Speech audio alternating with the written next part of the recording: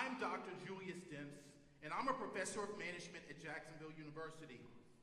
I've specialized in the field of organizational leadership, and researchers in my field have long studied the role of psychology on mass mobilization, or what the general public would call mob mentality.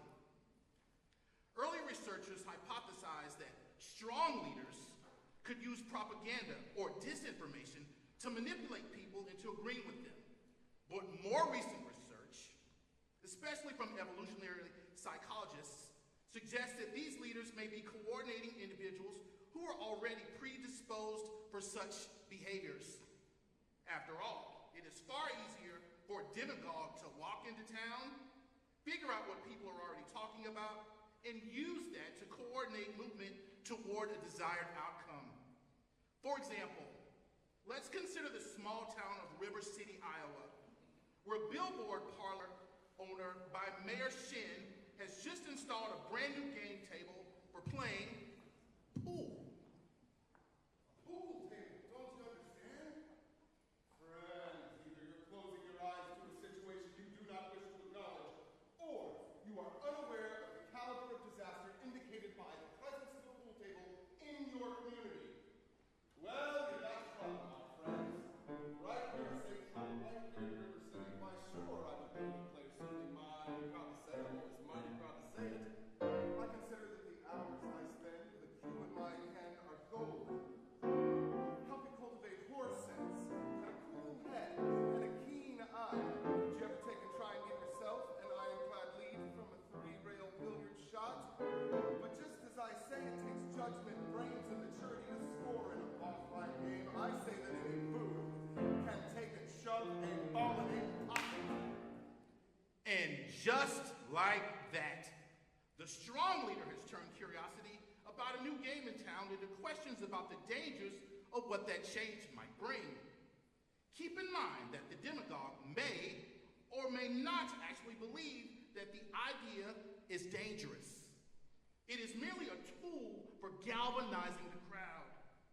Once the seeds of doubt are sown, the next step is to create a scapegoat and feed those fears. Professor Hill, take it away. And I call that sloth.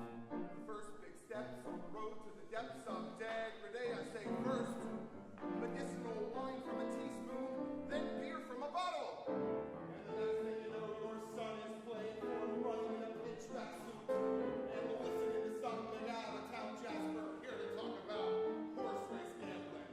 Not wholesome truck race, no. That's where they set down right on the horse. I'd like to see some stuck-up jockey boy sitting on damn patch, make your blood boil, I should say.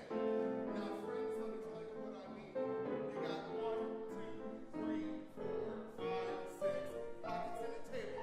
Pockets that mark the difference between a gentleman and a bomb, with a capital B, that rhymes with P, and that stands for bull. Now that fear is building, it is time to redirect it toward the real goal, benefiting the demagogue. What concerns parents more than the well-being of their children? If pool is as dangerous to kids as everyone now believes, we need to provide a more wholesome activity. And who would be more equipped to do this than a wise and caring professor of music? Well, I know. Yeah. And all week long, your River City youth will be frittering away, saying your young men will be frittering. Frittering away there, little time, sometime, chore time too. Get the ball in the pocket, never mind getting dandelions pulled, the screen door patched, or the beef steak pounded. Never mind pumping any water till your parents are caught with their cistern empty on a Saturday night, and that's trouble, folks. You got lots and lots of trouble. I'm thinking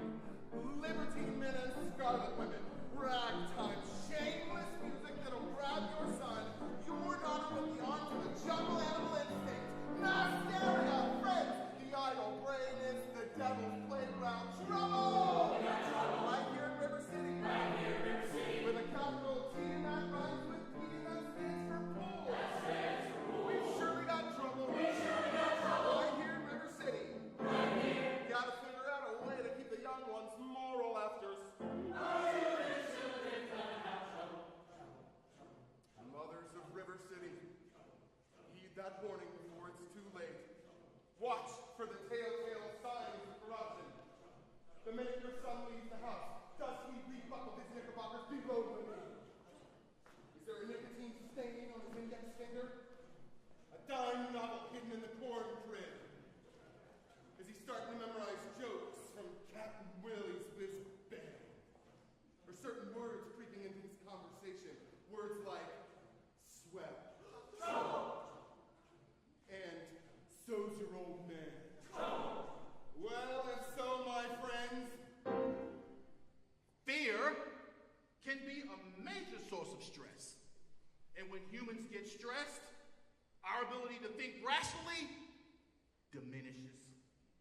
Rather than making wise or logical choices, we become more impulsive and prone to suggestion. Yes. In such a state, the demagogue, yes, demagogue, can say or do almost anything, and those who have already bought into the movement will hardly even notice. Forget about pool. Professor Hill reminds us instead to remember the Maine or even Plymouth Rock. And yes,